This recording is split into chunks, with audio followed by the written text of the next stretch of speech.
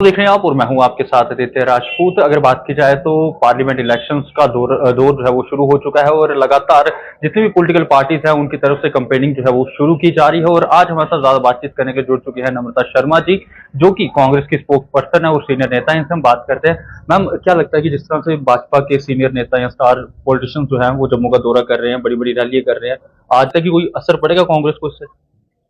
देखिए, अब असरहीन हो चुकी है भारतीय जनता पार्टी। अब वो जो मर्जी करे, बुखलाई हुई भारतीय जनता पार्टी अब सत्ता में वापस नहीं आ सकती। देश की जनता ने उनको नकार दिया है। आज युवा जो बेरोजगार हुआ, आज वो उसे नकार रहा है। महिला उन्हें नकार रही है, क्योंकि महिला ने देखा, जो महिलाओं का साथ न दे सका, देखा पिता तुल्य होता है प्रधानमंत्री। और जिस तरह से मणिपुर को देखा पूरे देश के अंदर कि 77 दिन तक मणिपुर पे बोलने के लिए प्रधानमंत्री तैयार नहीं थे। लीडर, सारे जो ऑपोजिशन के लीडर्स हैं, जब उन्होंने वोट ऑफ नो कॉन्फिडेंस एक किस्म का लाया, तब उन्हें आके उस पर बात करनी पड़ी। तो मुझे लगता है आज महिला पहलवान जिस तरह से वहां प्रताड़ित की गई, और जिसने उन्हें, जिस एमपी, जिस बृजभूषण शर्मा के लिए वो कंप्लेन करती थी, आज दोबारा उसको मेंबर पार्लियामेंट की टिकट दी जाती है। जिस तरह से हमने देखा अंकिता भंडारी के साथ इन्हीं के नेताओं ने क्या दुष्व्यवहार किया IIT BHU के अंदर। जिस तरह से किसानों को रौंदा गया और 750 किसानों को शहीद कर दिया गया। जिस तरह से किसान दिल्ली नहीं जा सकते और गुजरात से आके आज प्रधानमंत्री दिल्ली बैठ सकता है, तो क्या ये देश सिर्फ प्रधानमंत्री के लिए है? क्या किसानों का देश नहीं है? जिस तरह से आज हर वर्ग परेशान है, जिस तरह से महंगाई के लिए कहा गया था कि महंगाई को कम किया जाएगा, 450 से सिलेंडर को नीचे लाया जाएगा, जबकि उसने 1000 पार किया। 100 से 60 का पेट्रोल डीजल महंगा था, आज 100 पार किया। तो जिस तरह से आज महंगाई दर को बढ़ाया गया, इन्फ्लेशन बढ़ाई गई, जो आज देश के अंदर अग्निवीर जैसी योजना को लाके फौज को कमजोर करने का काम किया गया, इलेक्टोरल बॉन्ड्स के तहत भ्रष्टाचार को बढ़ाया गया, चंदा दो धंधा लो किया गया, IT और ED और CBI को अपना चाटुकार बनाया गया, अपनी फ्रंटल ऑर्गेनाइजेशंस की तरह इस्तेमाल किया गया, पहले डराया गया और फिर हफ्ता वसूली की गई।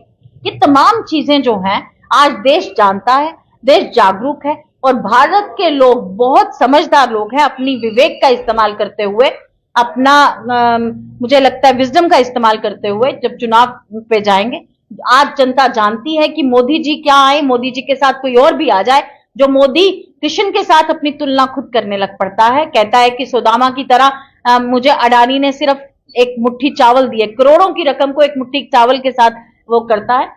तो जो वासुदेव कुटुंबकम के नारे को नकारते हुए मोदी कुटुंबकम का नारा देने लगता है, आज देश की जनता उन्हें नकार रही है। आज महंगाई पे वो जवाब देने के लिए बेबस है, आज वो रोजगार पे चुप्पी साधे हुए हैं। तो आज देश की जनता आज उनसे प्रश्न पूछती है, तो वो बेबस लाचार प्रधानमंत्री जो मर्जी गारंटी दे, आज उनको नकार दिया है देश की जनता ने।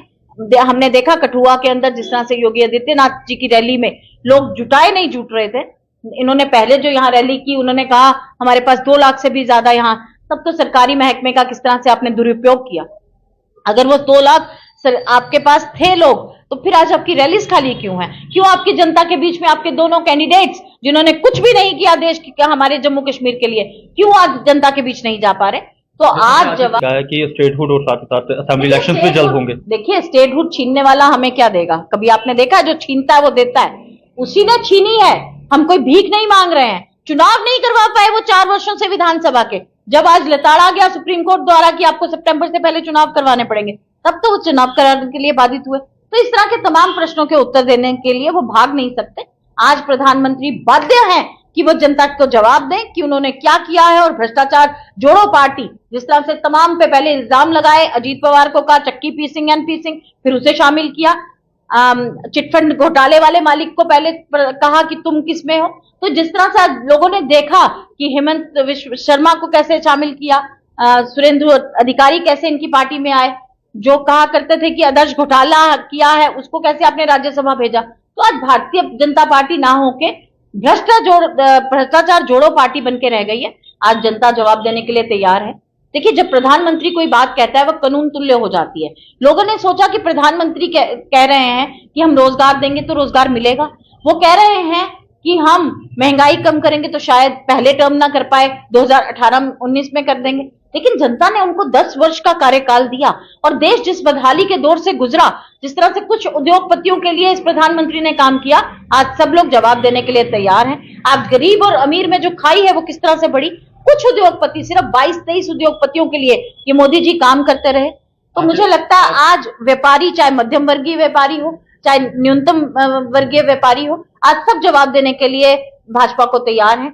आज क्या लगता है ये जो न्याय पत्र आज आपने लॉन्च किया, इसको पढ़कर लोग कांग्रेस का साथ देंगे? देखिए, ये दायित्व आज मीडिया कर्मियों का भी बन जाता है, क्योंकि ये न्याय पत्र जो डॉक्यूमेंट है, एक ऐतिहासिक डॉक्यूमेंट है जिसे कांग्रेस द्वारा तैयार किया गया है। राहुल गांधी जी जब सड़क सड़क पे चलते हुए लोगों से मिले और लोगों द्वारा जो प्रताड़ना उन्हें सहनी पड़ी, उनका उद्धार कैसे किया जाए, वो सब इस न्याय पत्र में है कि हम किस तरह से एक रेवोल्यूशन लाएंगे जब हमारी सरकार आएगी। हम युवा के लिए क्या करने जा रहे हैं, हम महिला के लिए क्या करने जा रहे हैं, किसान के लिए कैसे हम क्या एमएसपी देने जा रहे हैं, किस तरह से हम हर वर्ग के लिए सोचेंगे, ओल्ड पेंशन स्कीम को लागू करेंगे, अग्निवीर जैसी योजनाओं को खारिज करेंगे, किस तरह से टैक्स टेररिज्म को खत्म करेंगे, वो सब कुछ इसमें है। पार्लियामेंट कैसे चलेगा, जुडिशरी के अंदर क्या क्या होना चाहिए, नीति आयोग को बदल के कैसे इन्होंने क्या किया, कैसे आज भ्रमिक सर्वे लेके आते हैं, कैसे आंकड़ों के साथ फेरबदल करते हैं, उन सब का उत्तर इस डॉक्यूमेंट के अंदर। आखिरी सवाल रहेगा, एमपी के चुनाव है, 2 कांग्रेस के कैंडिडेट हैं, 2 बीच भाजपा के कैंडिडेट हैं, कितना मुकाबला कड़ा रहने वाला है? आज कोई मुकाबला, वो कहते थे ना कोई नहीं है टक्कर में, आज सही में कोई नहीं है टक्कर में। आज मतलब भाजपा के लिए कि कांग्रेस के लिए? कांग्रेस के लिए कोई टक्कर में नहीं है, क्योंकि टक्कर के लिए होने के लिए आप उस तरह के नेता, वो कद होना चाहिए। क्या आप लोगों के बीच गए? क्या आपने लोगों के मुद्दे उठाए? आज इन्हीं के एक एमपी, जिनको दोबारा से एमपी के लिए टिकट दी गई है, उसी पे इनके एमएलसी ने एक गंभीर आरोप लगाए थे खनन माफिया को लेके, उसका उत्तर ना देते हुए ईडी ने तो कोई कार्रवाई नहीं की, लेकिन इन्होंने फिर उसे प्रत्याशी मान लिया। तो आप समझ सकते हैं कि आज जो घर बनाने के लिए खनन माफिया के द्वारा जो 600 की ट्रॉली थी, आज कितनी महंगी हो गई। एक गरीब आदमी आज घर नहीं बना सकता, तो उसका जवाब देने के लिए वो बेघर इंसान भी तैयार है। बात करें तो ये थे हमारे साथ नम्रता शर्मा जी, और आप लोग इस इंटरव्यू के नीचे अपनी राय जरूर रखिएगा। तब तक बने रहे अपने अपना